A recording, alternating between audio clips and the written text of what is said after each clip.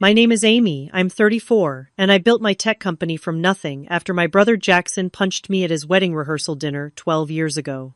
His wife Diane had called me trash, and instead of defending me, Jackson chose her lies. Yesterday, they showed up at my oceanfront mansion in Malibu with suitcases looking worn and desperate.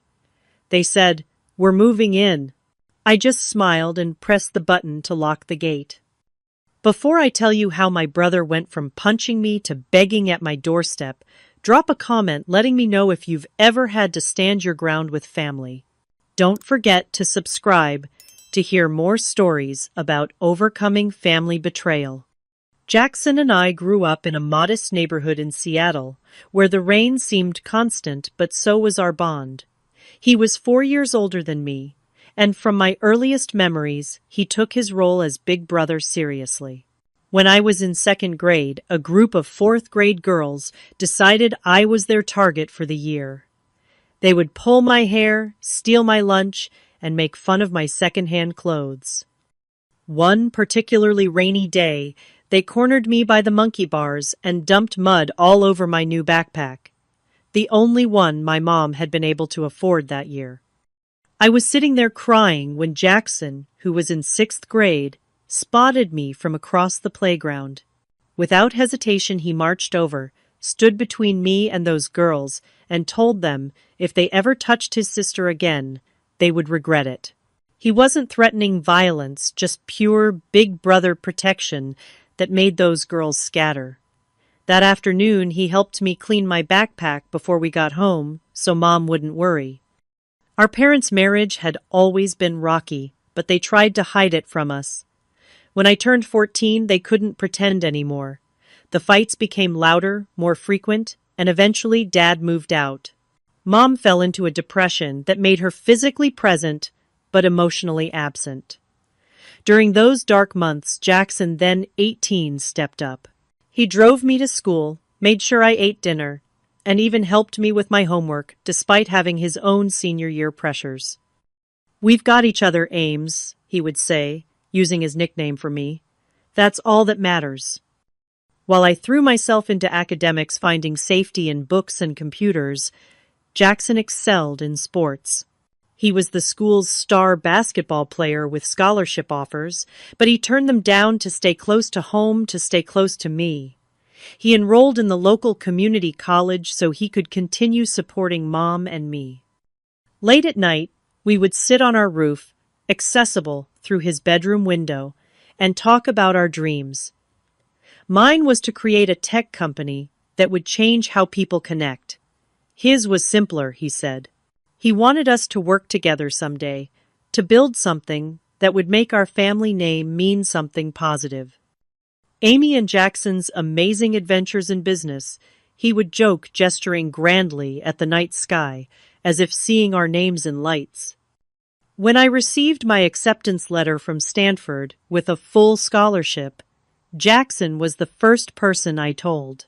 Instead of being jealous that I was going to a prestigious university while he stayed in community college, he picked me up and spun me around our small living room.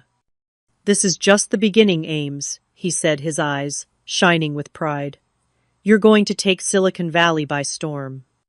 The distance during my college years was hard. We went from seeing each other every day to monthly video calls. But every Sunday, without fail, he would call and we would talk for hours about everything and nothing. He kept me grounded when the pressure of Stanford became overwhelming, and I gave him the confidence to eventually transfer to a 4-year university to complete his business degree. It was during my junior year that Jackson met Diane. She was in his marketing class, with perfect blonde hair, and the kind of confidence that comes from never being told no. Their relationship moved quickly. Within 6 months, he was bringing her to our video calls, and she seemed to make him happy. She laughed at his jokes and supported his dreams, or so it appeared. But there were moments, brief flickers, where I caught something else in her eyes when she looked at me. A calculation, an assessment. At first I dismissed it as natural curiosity about her boyfriend's sister. After all, Jackson talked about me a lot, maybe too much. During spring break of my senior year, I flew home to Seattle and finally met Diane in person. She hugged me tightly and called me sis, which should have felt warm but somehow didn't reach her eyes. Throughout the dinner, she kept a possessive hand on Jackson's arm, and when he and I fell into our old inside jokes, her smile tightened at the edges. Jackson says you two were planning to start a business together, she said over dessert, her tone light but her eyes sharp. That's so cute. But of course plans change when we grow up, don't they? Jackson didn't seem to notice the subtle dig, but I did. Still, I smiled and agreed, not wanting to create tension. He seemed happy, and after everything he'd sacrificed for me, I wanted that for him more than anything. As I flew back to Stanford, I brushed off my unease. Every family has adjustments when someone new enters the picture, I told myself. Diane was just establishing her place in Jackson's life. I was sure that once she felt secure, the subtle territorial markers would fade. I couldn't have been more wrong. After graduating from Stanford, with honors in computer science, I turned down several lucrative job offers in Silicon Valley to return to Seattle. I wanted to start my tech company in my hometown close to Jackson. By then he had completed his business degree and was working in marketing for a local company. I hoped that maybe our childhood dream of working together could still happen. My return coincided with Jackson and Diane's engagement announcement. He proposed during a weekend trip to Vancouver with a ring that I later learned cost him 3 months' salary. When they showed me the photos of the proposal, I noticed that the ring looked remarkably similar to one I had once admired in a magazine and mentioned to Jackson years ago. I wondered if he remembered or if it was coincidence. "I'm so happy for you both," I said, and I meant it despite the growing knot in my stomach whenever Diane gave me one of her tight smiles. I rented a small office space in downtown Seattle and began working 18-hour days to get my startup off the ground.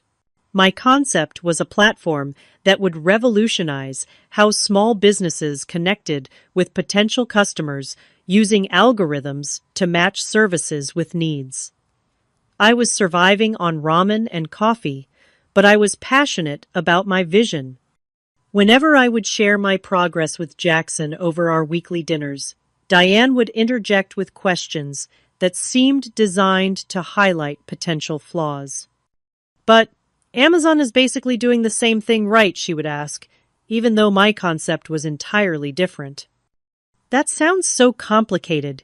Do you really think regular people will understand it was another favorite?" And always the subtle, "It's so brave of you to turn down real jobs for this dream."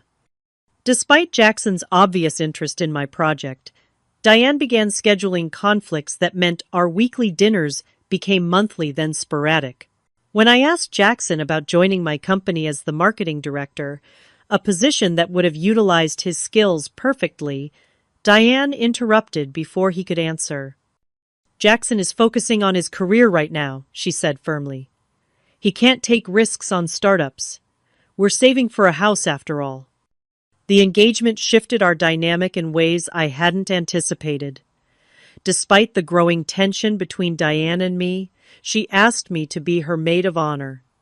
The request came over brunch with Jackson beaming beside her. "No one is more important to Jackson than you," she said, her voice honey sweet. "So of course you have to be my maid of honor." How could I refuse? Jackson looked so hopeful, so happy. I accepted, ignoring the way Diane's smile didn't reach her eyes. What followed was 6 months of wedding planning hell. Every suggestion I made was dismissed. The bridesmaid dress she chose for me was unflattering in a way that seemed deliberate, especially compared to the other bridesmaids' dresses. She scheduled bridesmaid events when she knew I had important investor meetings, then acted disappointed when I couldn't attend. "I just feel like you're not very excited about our wedding," she told Jackson within my earshot. "Your sister hardly participates in anything." When I tried to bond with Diane over coffee, just the two of us, She spent the entire time on her phone, responding with one-word answers to my questions. After 30 awkward minutes, she suddenly looked up. "You know, Amy, I know you and Jackson were super close growing up, and that's sweet, really. But he's starting a new chapter now, with me. It might be good for you to focus on your project and give us some space to be newlyweds." I was stunned into silence, which she apparently took as agreement because she smiled, patted my hand, and left soon after. Meanwhile, my startup was beginning to gain traction. A local angel investor had taken interest and provided the first round of funding. Seattle Business Journal did a small feature on innovative local startups, and mine was included. I was still working around the clock, but now I could afford an actual apartment instead of the tiny room I had been renting. The day the article came out, Jackson called excited and proud. "This is amazing, Ames. I knew you could do it." But at the family dinner that weekend to celebrate Mom's birthday, Diane had a different take. "It's just a small mention in a local paper," she said, with a dismissive wave.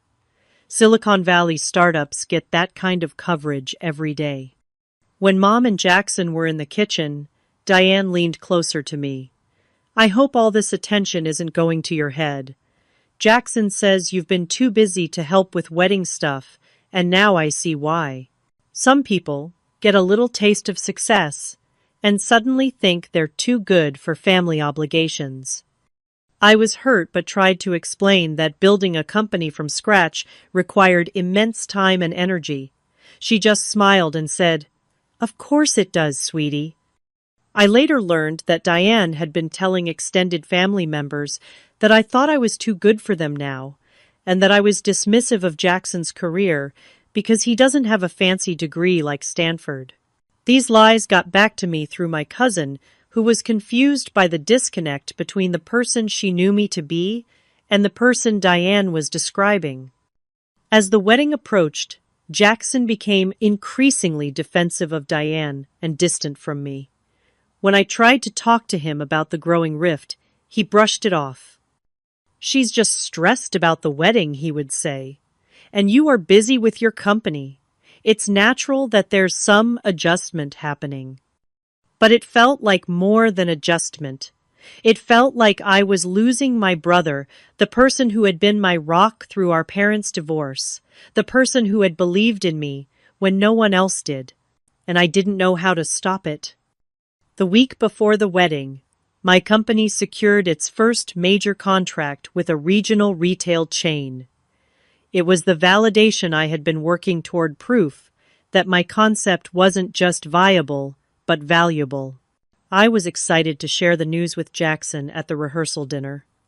I thought maybe my success would finally make Diane see me as an asset to the family rather than competition. I was wrong. So very wrong. The rehearsal dinner was held at an upscale restaurant overlooking Lake Washington.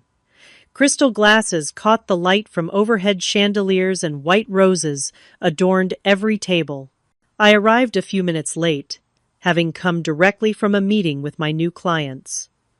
As I entered, I spotted Jackson at the center table, Diane beside him in a cream-colored dress that made her look angelic. "Sorry I'm late," I said, sliding into my assigned seat, notably far from Jackson. "Traffic was terrible." Jackson waved off my apology with a smile, but Diane's lips tightened. "We were about to give the toast without you," she said, her voice lilting with false sweetness.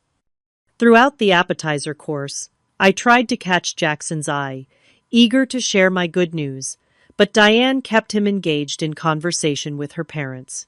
It wasn't until the main course arrived that I finally had a moment. "Jackson, guess what?" I leaned across the table, unable to contain my excitement. "Remember that retail chain I mentioned? They signed the contract today." For a brief moment, I saw the old Jackson, his eyes lighting up with genuine pride. "That's incredible, Ames. I knew you could." "Should we check if the photographer has arrived yet?" Diane interrupted, placing her hand on Jackson's arm. "I'm worried about the lighting for the family photos." Jackson's attention immediately shifted, his moment of pride in me forgotten. "I'm sure he's here, but I can check," he said already, reaching for his phone. Diane turned to me with a tight smile. "That's nice about your little project, Amy. It's good to have hobbies." My excitement deflated like a punctured balloon. This wasn't a hobby. It was my career, my dream. But I swallowed the correction, not wanting to create a scene at their rehearsal dinner. As dinner progressed, I excused myself to use the restroom. As I was about to push open the door, I heard Diane's voice from inside, along with two of her bridesmaids. I swear she times these announcements perfectly to steal attention. Diane was saying, her voice sharp and clear. "First, the feature, in that business journal, right before my bridal shower, and now this contract, right before the wedding." "She seems nice, though," one bridesmaid offered. "Please," Diane scoffed. "She's new money trash, trying to act like she's something special because of some tech startup. Did you see her shoes last season's clearance rack? And she thinks she's going to build the next Amazon. Jackson feels obligated to support her little delusions because of their childhood. But I'm so tired of her trying to one-up me at every turn." I stood frozen outside the door, the words cutting through me like physical blows. New money trash. Trying to one-up her, I had never thought of our relationship as a competition. Rather than enter and confront her in front of her bridesmaids, I quietly returned to the table, my mind spinning. Throughout the remainder of dinner, I couldn't focus on the conversations around me. Diane's words echoed in my head, alongside memories of every dismissive comment, every scheduling conflict, every subtle undermining of my relationship with Jackson. After dinner, as guests mingled with drinks, I found Diane momentarily alone by the dessert table. This was my chance to address what I'd heard privately away from the crowd. "Diane, could we talk for a moment?" I asked, keeping my voice low and calm. She turned, surprise flickering across her face before her usual mask of pleasantness returned. "Of course, sis. What's up?" I led her to a quiet corner of the restaurant's patio. "I overheard what you said in the bathroom earlier," I said directly. "About me being new money trash and trying to steal attention from you." Her expression shifted from shock to defensive anger in an instant. "You were eavesdropping on me." "I was going to the bathroom and heard you through the door," I clarified. "But that's not the point. I've never tried to compete with you, Diane. I've only ever wanted to be part of my brother's life and have a good relationship with you." "Right," she sneered, dropping the pleasant facade entirely. "That's why you had to announce your big contract tonight at my rehearsal dinner. That's why you had to come back to Seattle instead of staying in California with your fancy Stanford friends." "I came back because Seattle is my home," I said, struggling to maintain my composure. "And because I wanted to be close to Jackson." "He doesn't need you anymore," she hissed, her voice low but venomous. "He has me now. I'm his family. You're just the needy little sister who can't let go." "That's not fair," I said, feeling tears building behind my eyes. "Jackson and I have always been close. There's room in his life for both of us." "Is there?" she challenged. "Because from where I stand, you're constantly trying to pull his attention away from me, from our future. Your little business venture, your weekly dinners, your inside jokes. It's pathetic, really." Her words struck with precision, targeting insecurities I didn't even know I had. Was I clinging too tightly to my relationship with Jackson? Was I failing to respect the new boundaries of his upcoming marriage? Before I could respond, Diane's face suddenly crumpled and tears sprang to her eyes. I was momentarily confused by the abrupt change until I heard footsteps behind me. "What's going on here?" Jackson's voice was tight with concern as he approached, eyes fixed on Diane's tears. I I began, but Diane cut me off with a sob. She said, "My family isn't good enough for you," Diane cried, turning to Jackson. She said, "I'm trying to cut her out of your life when I've done everything to include her. I've made her maid of honor, invited her to everything, and she still hates me." "What?" I gasped, stunned by the blatant lie. "That's not what I said at all." Jackson's eyes, usually warm when they looked at me, had turned cold and hard. "I heard enough," he said, moving to put an arm around Diane.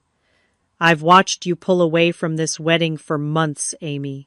You're always too busy, always have some excuse."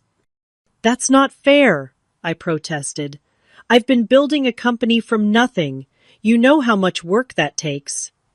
"What I know," Jackson said, his voice rising, "is that you've never given Diane a chance. You've been jealous from day one that I found someone else to care about besides you." The accusation hit like a physical blow. "That's not true," I whispered. "Isn't it?" he challenged. "Every time we're together, you find some way to bring the conversation back to you, to your company, to your accomplishments." "I thought you'd be proud," I said, my voice breaking. "You always said we'd build something together." "That was before you decided you were too good for everyone else," he snapped. Diane was still crying softly against his shoulder, but I caught the briefest flash of triumph in her eyes when Jackson wasn't looking. "Jackson, please." I reached for his arm. "She's manipulating you. She called me trash in the bathroom. Ask her bridesmaids, they were there." His face darkened further. "Now you're calling my fiancé a liar." "I'm telling you what happened," I insisted, desperation creeping into my voice. What happened next is still seared into my memory, a moment that changed everything between us. Jackson suddenly moved forward, pushing me back against the patio railing with enough force that I stumbled. His face was contorted with an anger I'd never seen directed at me before. "You've always been selfish," he spat, his voice low and dangerous. "Always thinking about yourself first. Well, I'm done putting you first. Don't come to my wedding." The physical push was shocking, but his words hurt far more. I steadied myself against the railing, aware that several guests had noticed the commotion and were watching. No one stepped forward. No one asked if I was okay. "Jackson," I said, my voice barely a whisper now, "this isn't you." "You don't know me anymore," he said, coldly turning away. "Come on, Diane. Let's get back to our real guests." As they walked away, Diane tucked securely under his arm. She glanced back at me with an expression I can only describe as victorious. In that moment, I knew I had lost my brother. I gathered my purse with shaking hands and slipped out of the restaurant, tears blurring my vision. In my car, I sent Jackson a text. "When you're ready to hear the truth, I'll be here. I love you." That text went unanswered, and for the next 12 years, so did every other attempt I made to reach my brother. The morning after the rehearsal dinner, I woke up with swollen eyes and an ache in my chest that felt physical. My phone showed no missed calls or messages from Jackson. Instead, there was a group text from Diane to all bridesmaids, stating that due to family issues, I would no longer be participating in the wedding. No one reached out to ask for my side of the story. That day, I threw myself into work with a new kind of desperation. If my brother could discard me so easily, I would build a life where I didn't need anyone. My company would become my focus, my identity, my family.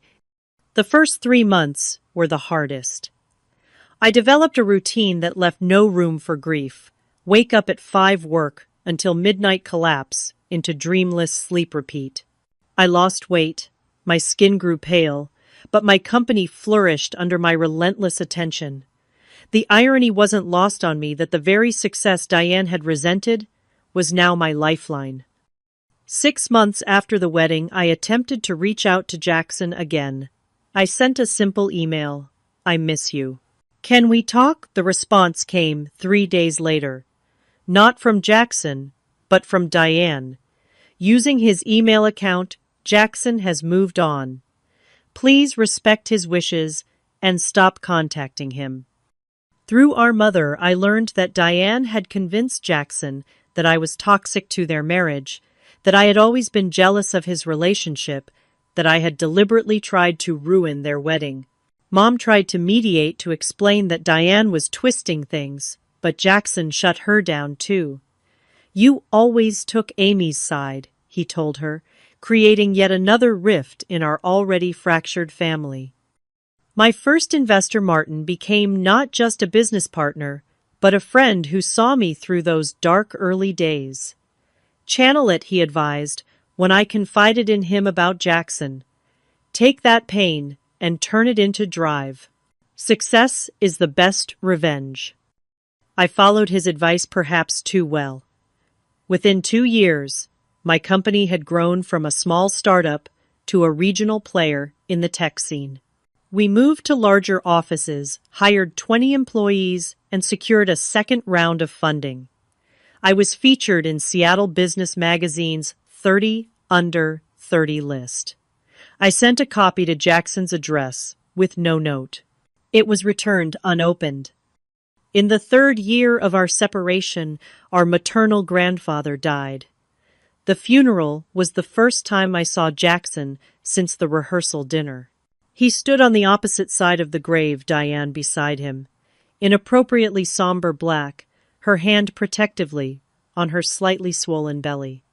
My first niece or nephew, I realized with a pang of grief for all I was missing.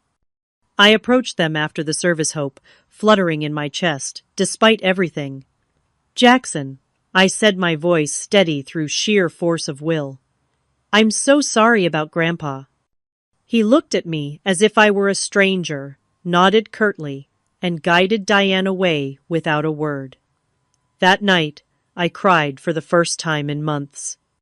Through Mom, I learned about the birth of my niece Lily.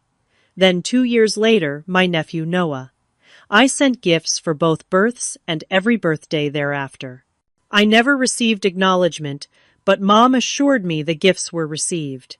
He keeps them, she told me once. Diane wanted to donate them, but he insisted the kids keep them. It was a small comfort, a tiny thread still connecting us. As my company continued to grow, I made the decision to expand to California. The move was partly business, partly personal. Seattle held too many ghosts, too many memories. Silicon Valley offered new opportunities, new connections, and most importantly, distance from the constant reminder of Jackson's absence. I purchased a property in Malibu, an indulgence that surprised even me.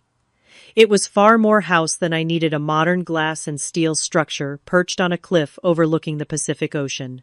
The realtor called it an entertainer's dream, which was ironic given my solitary lifestyle. But something about the vastness of the ocean view spoke to me, made me feel less alone. The isolation of being cut off from my only sibling gradually eased as I built what therapists call a chosen family. Martin and his wife included me in their holiday celebrations. My chief technology officer, Layla, became the sister I no longer had in practice. My executive assistant, Tony, appointed himself my personal cheerleader and occasional conscience. You need to date, he declared, 5 years into my California life. Successful, gorgeous tech CEO, living like a nun. It's tragic. To placate him, I went on a few dates, even had a relationship that lasted nearly 2 years with David, another tech entrepreneur who understood my devotion to work. But when he proposed, I realized I couldn't say yes. There was still a wall around my heart that no one had been able to scale since Jackson's betrayal. You have abandonment issues, my therapist, Dr. Weber, explained during one of our weekly sessions. Your brother was your primary attachment figure after your parents' divorce. His reaction triggered your deepest insecurities. Understanding the psychology didn't make it hurt less, but therapy gave me tools to process the pain. I learned to separate Jackson's actions from my worth as a person. I learned that forgiveness wasn't about excusing what happened, but about freeing myself from the burden of resentment. Throughout these years, I continued to get occasional updates about Jackson's life through Mom. His marketing career had stalled after the company he worked for downsized. He and Diane had bought a house in an affluent suburb of Seattle, stretching their finances thin to keep up appearances. Lily and Noah were growing into kind, intelligent children, despite their mother's materialistic influence. On my 32nd birthday, I received a LinkedIn request from Jackson. My heart raced as I accepted, hoping it might be the first step toward reconciliation. But no message followed. No explanation for the 12 years of silence. Just a digital connection that meant nothing in the real world where it mattered. The following year, Mom told me that Jackson and Diane were having financial difficulties. The housing market had crashed, their mortgage was underwater, and Jackson had been passed over for promotion twice. I offered to help anonymously through Mom, but she said Jackson had refused, his pride still intact, even as his life was crumbling. Diane still talks about you sometimes, Mom said, during one of our weekly calls. She follows your company in the news. I think she's both jealous and impressed by what you've built. I had built something impressive. My company had grown to over 300 employees across 3 offices. We'd gone public the previous year, making me a multi-millionaire on paper. I'd been featured in Forbes and appeared on CNBC discussing the future of AI in small business applications. On the surface, I had everything. But success is cold comfort on holidays and birthdays. It doesn't call when you're sick or remember your inside jokes. It doesn't share childhood memories or know exactly what to say when you're sad. As I approached my mid-30s, I had achieved more professionally than I'd ever dreamed possible. But the absence of Jackson still felt like a phantom limb gone, but somehow still aching. Then yesterday happened, upending everything I thought I knew about closure and forgiveness. Yesterday began like any other Tuesday. I woke at 5:30, swam 40 laps in my infinity pool overlooking the ocean, then settled in my home office for early morning video calls with our East Coast clients. The California sun streamed through the floor-to-ceiling windows, casting geometric patterns across my minimalist workspace. By 10 o'clock, I had cleared my most urgent emails and was reviewing a new acquisition proposal when my security system pinged with an alert. Visitors at main gate flashed across my tablet screen, accompanied by a video feed. I nearly dropped my coffee mug when I saw who was standing there. Jackson, looking older and worn around the edges, his once athletic frame now slightly soft in the middle. Beside him stood Diane, her perfect blonde hair, now highlighted with strategic caramel streaks to hide the gray, her smile tight and forced. And behind them, 2 children I had only seen in photos sent by Mom Lily, now 11, with Jackson's dark hair and serious eyes, and Noah 9 fidgeting nervously and kicking at the gravel driveway. My heart hammered against my ribs so hard I could hear it in my ears. 12 years. 12 years of silence, and now they were standing at my gate as if they had every right to be there. My hand hovered over the intercom button. I could pretend I wasn't home. I could have my security service tell them to leave. I had every right to refuse them entry after everything that had happened. But something in Jackson's posture, a defeated slump to his shoulders I had never seen before, made me press the button. "I'll be right down," I said, my voice remarkably steady despite the earthquake happening inside me. I took a moment to compose myself, checking my reflection in the hallway mirror. At 34, I looked different than the last time Jackson had seen me. More confident, more polished. The scared, hurt young woman from the rehearsal dinner had been replaced by someone stronger, someone who had built an empire from the ashes of that pain. The walk down my long, curved driveway to the gate felt like walking to my own execution. Each step brought me closer to confronting the past I had tried so hard to put behind me. By the time I reached the gate, my initial shock had hardened into a protective shell of composure. Up close, Jackson looked even more worn than on the security camera. Fine lines etched the corners of his eyes, and a permanent furrow had settled between his brows. Diane's forced smile faltered when she saw me, her eyes quickly taking inventory of my cashmere sweater designer jeans and the subtle diamond studs in my ears, all evidence of the success she had once dismissed. For a long moment, none of us spoke.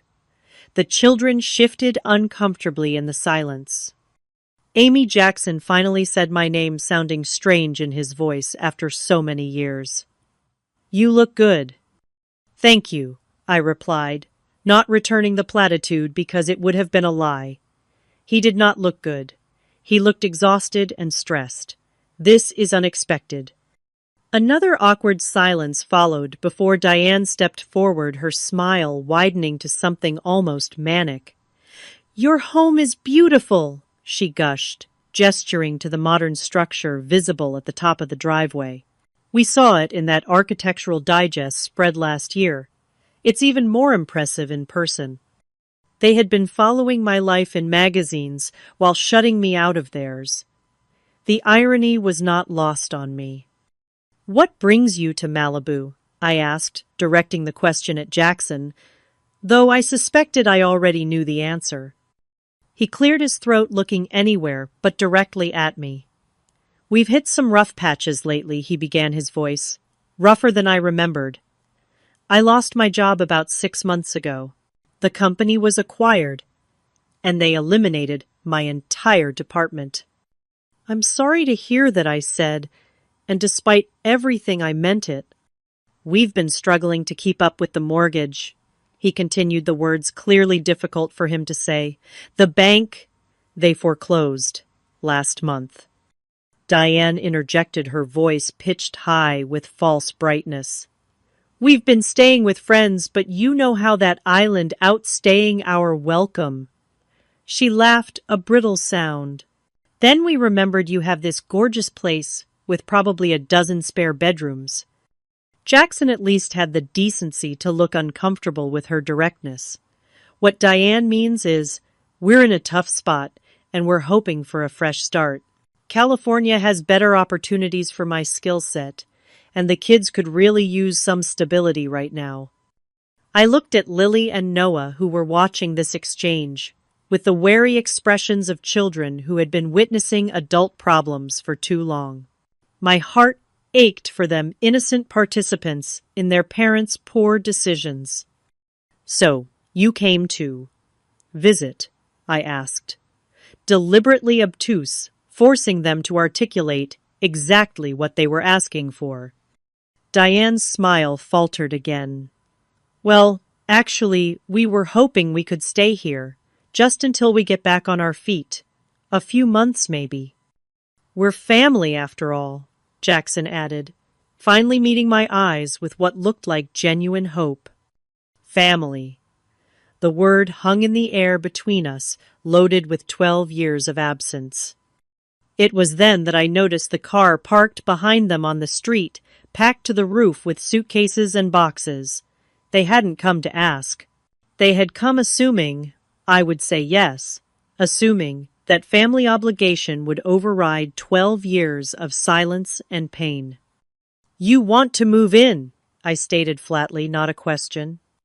"Just temporarily," Diane quickly assured me, though the amount of luggage in their car suggested otherwise. "We've already enrolled the kids in the local school. Jackson has some promising interviews lined up." They had made all these arrangements without even speaking to me first, without so much as a phone call to test the waters. The audacity was breathtaking. "I know this is sudden," Jackson said apparently, reading the disbelief on my face. And I know we have a lot to talk about, a lot of water under the bridge, but we're really in a bind here, Ames.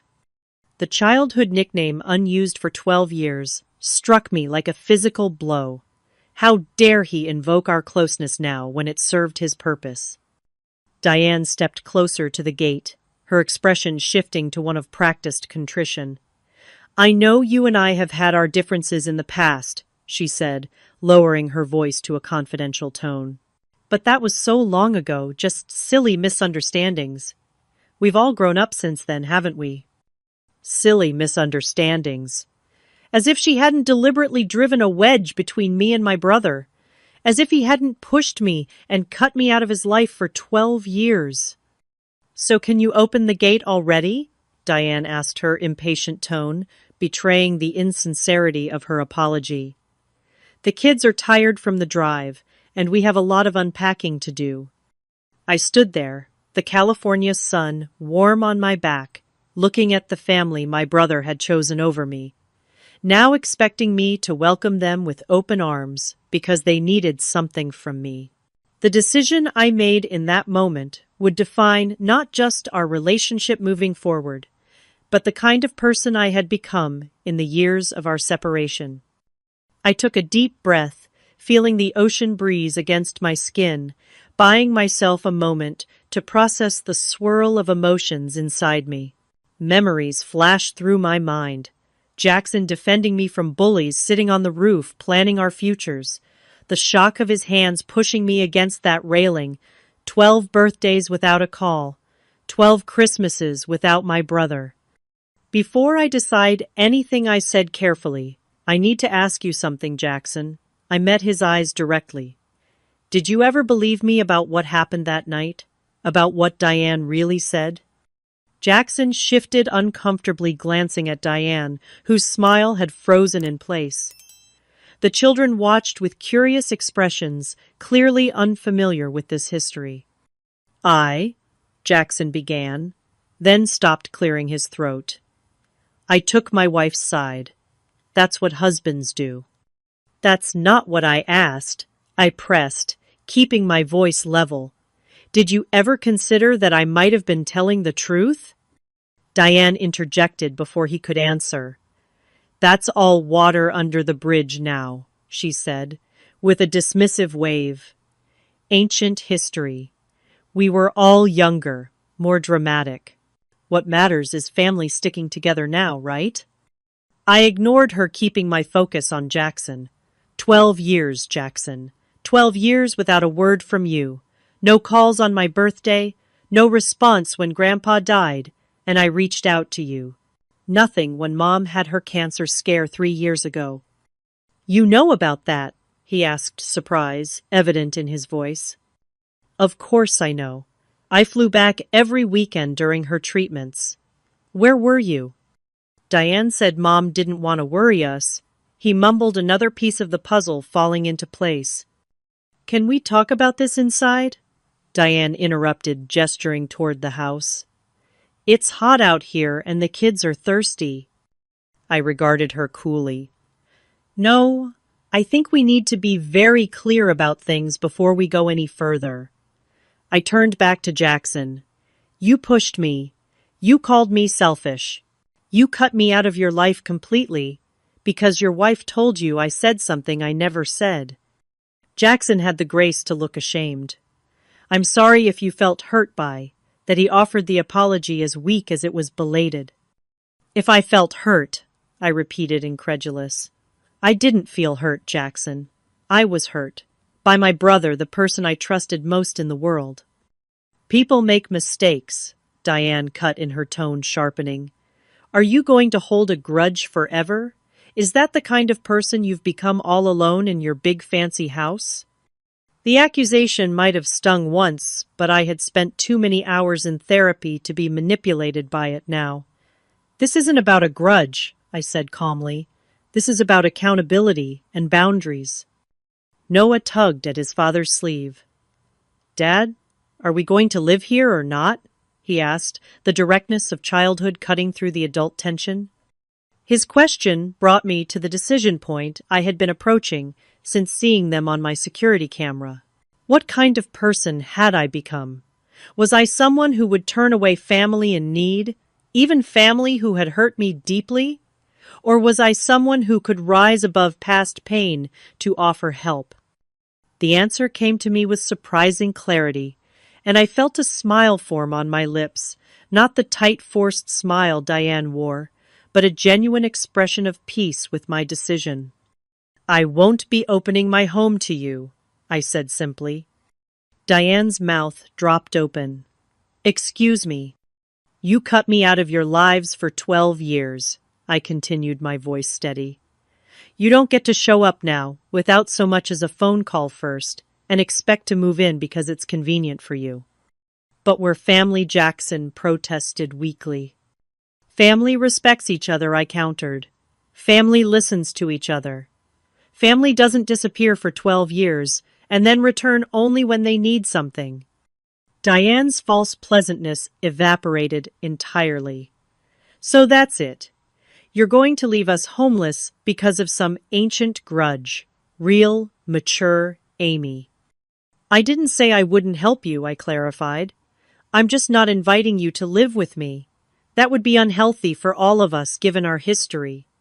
Jackson looked confused. "Then what are you saying?" "I'll pay for a furnished apartment for 6 months," I said. "And I'll connect you with some contacts who might have job opportunities. That should give you time to get back on your feet without the pressure of immediate housing costs." The offer hung in the air between us. It was generous by any objective standard, but not what they had come expecting. Diane's face flushed with anger. "We don't need your charity," she snapped. "It's not charity," I replied evenly. "It's family helping family, but with appropriate boundaries." "You always thought you were better than us." Diane hissed, her mask falling away completely.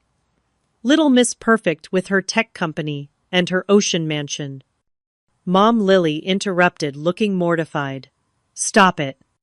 The simple admonishment from her daughter seemed to deflate Diane somewhat.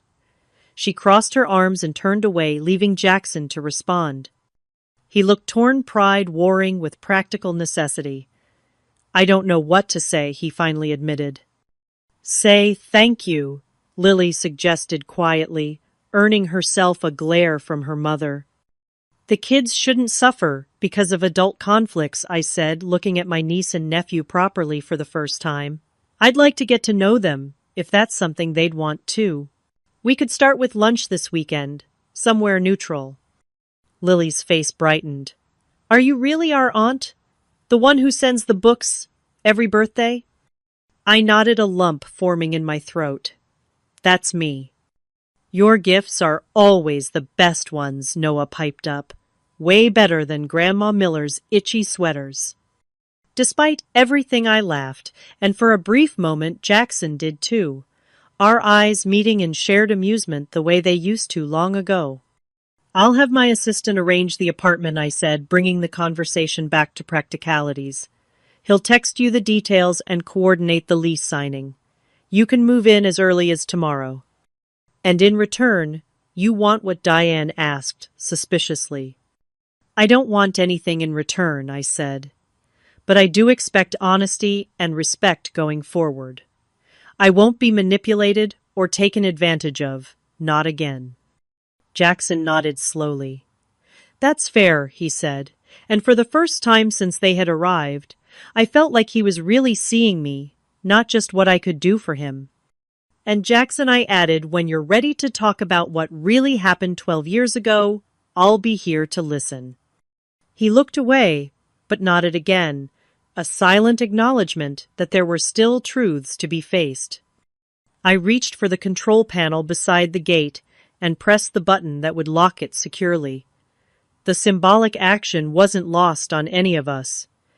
I was helping, but on my terms with clear boundaries. "I'll be in touch about the apartment," I said, taking a step back, "and about lunch with the kids." As I turned to walk back up the driveway, I heard Lily call after me. "Aunt Amy, thank you." 2 simple words, but they warmed something in me that had been cold for a very long time. I raised my hand in acknowledgement, without looking back, each step up the curved driveway feeling lighter than the last. For the first time in 12 years, I felt truly free from the weight of Jackson's rejection. Not because I had rejected him in return, but because I had found a way to help without compromising my self-respect.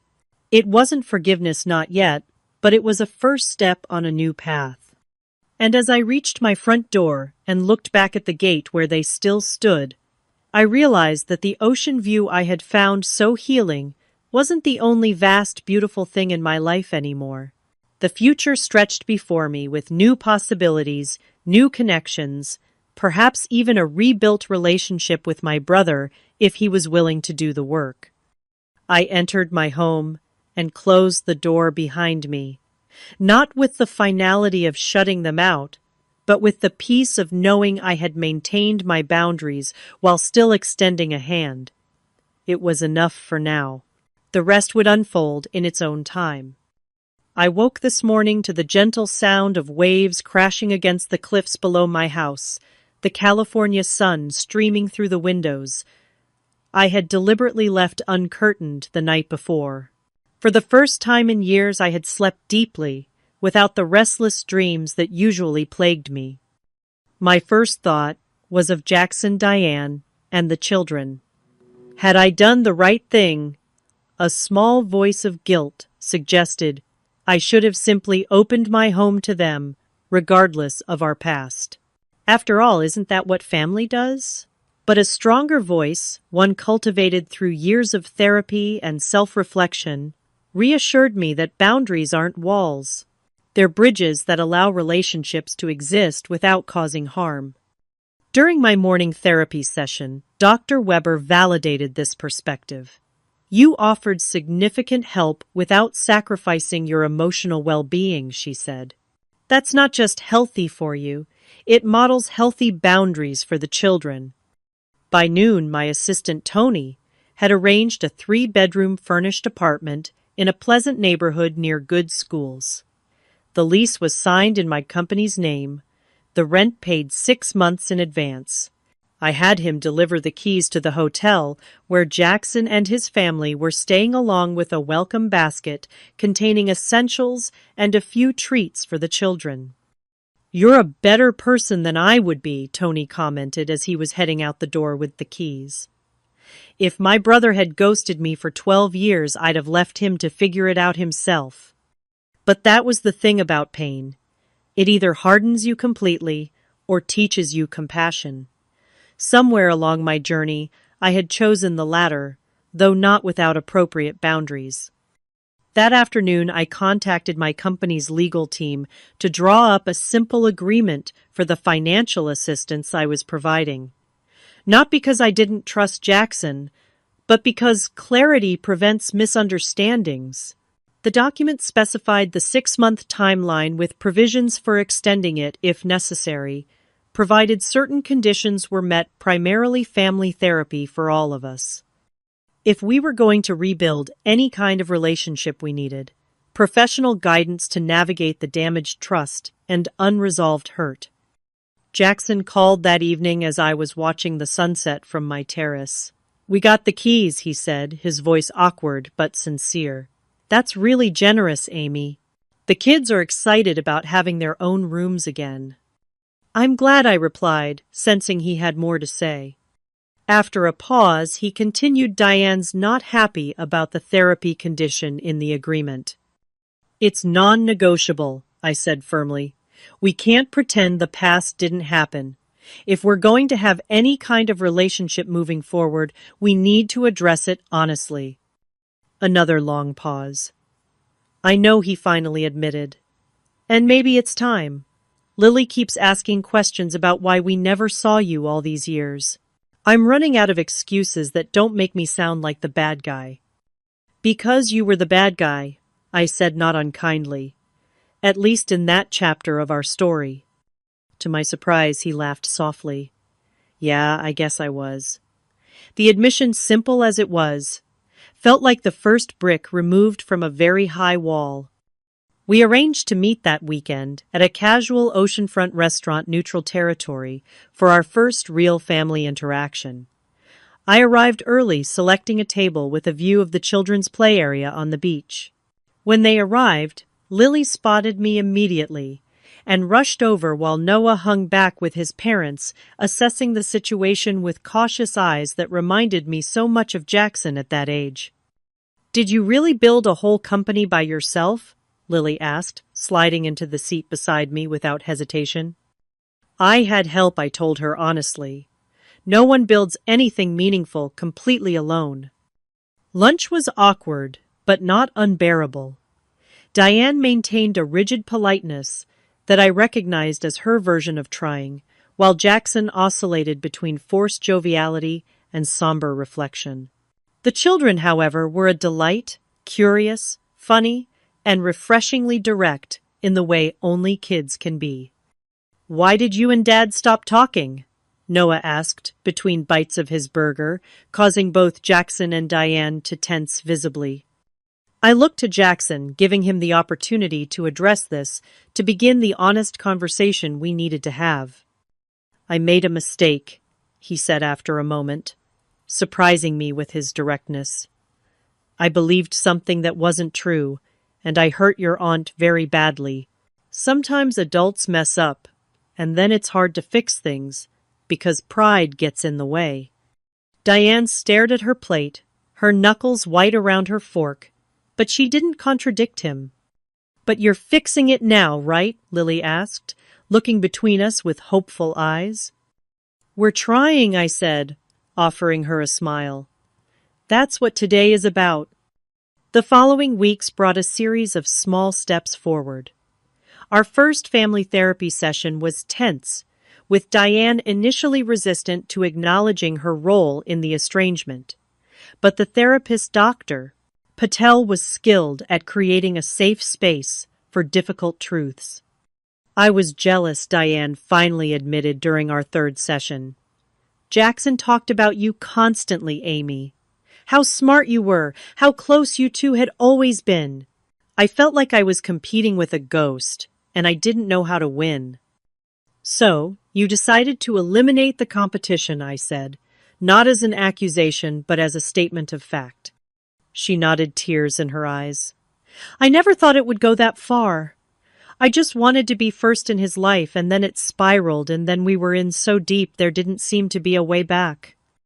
Jackson's journey to full accountability took longer.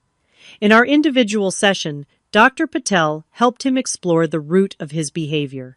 I think I was afraid he confessed that if I admitted I was wrong about that night, I'd have to face that I'd thrown away our relationship for nothing.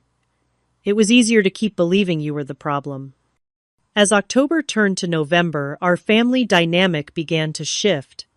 Diane found work as an office manager at a local medical practice. Jackson, with the help of my industry connections, secured a position with a marketing firm specializing in tech clients. The children settled into their new school, making friends and adjusting to California life. Our weekly family dinners moved from restaurants to my home, though Jackson and his family maintained their separate residence even after the initial 6 months I had funded. The independence was good for them, rebuilding their confidence and self-sufficiency. The most profound change came almost imperceptibly. One evening in April, as we were clearing dinner dishes, Diane approached me in the kitchen. "I've been seeing my own therapist," she said quietly, handing me a plate to load into the dishwasher. "She's helping me understand why I felt so threatened by you. It goes back to my own family stuff, feeling like I was never good enough." She took a deep breath. "I'm truly sorry, Amy. What I did was cruel and manipulative, and you didn't deserve it." The apology, delivered without audience or agenda, felt genuine in a way her previous attempts had not. "Thank you," I said simply. "That means a lot." By the time Thanksgiving arrived, almost a year after their unexpected appearance at my gate, we had established a new kind of family relationship. Not the unquestioning closeness Jackson and I had shared as children, but something more mature, built on mutual respect and hard-earned trust. I hosted Thanksgiving dinner at my home with Jackson and his family, Martin, and his wife, Layla Tony, and even my mother, who flew in from Seattle. As I looked around the table at this blend of blood relations and chosen family, I felt a profound sense of gratitude for the journey that had brought us here. After dinner, Jackson and I took a walk along the cliffside path that bordered my property. The evening was clear, the ocean stretching endlessly before us, much like the new chapter we were writing. "Do you remember when we used to sit on the roof and plan our futures?" he asked, gazing out at the horizon. "I do," I smiled. "Amy and Jackson's amazing adventures in business." He laughed. "And here you are, the successful CEO, just like you always planned." "Here we both are," I corrected him. "Different paths than we imagined, but we made it." He was quiet for a moment. "I missed you, Ames. Every day for 12 years I missed you, even when I was too stubborn to admit it." "I missed you too," I admitted. "But I think maybe we needed that time apart to become the people we are now. I'm not sure we would have appreciated this second chance if it had come too easily." As we headed back to the house, where warm lights glowed against the gathering dusk, I reflected on the long journey from that painful night at the rehearsal dinner to this moment of peaceful reconciliation. The hurt hadn't disappeared completely. Some scars never fade entirely, but it no longer defined our relationship. Standing your ground doesn't mean closing your heart. Boundaries aren't barriers. They're the foundation upon which healthy relationships are built. Forgiveness isn't forgetting. It's choosing to create something new from the broken pieces of the past. As we rejoined our gathered loved ones, I caught Lily's eye across the room. She smiled, a genuine expression so different from her mother's once forced ones, and I smiled back, grateful for this unexpected gift of renewal. Family isn't just who we're born to. It's also who we choose to become and who we choose to forgive when the journey gets complicated. And sometimes the gates we lock aren't meant to keep people out forever, but to ensure that when they do enter our lives, they do so with respect for the boundaries that keep us whole. Have you ever had to stand your ground with family while still finding a way to love them? Share your experiences in the comments below. And if this story resonated with you, please like, subscribe, and share it with someone who might need to hear that setting boundaries and offering forgiveness aren't mutually exclusive. Thank you for listening to my journey.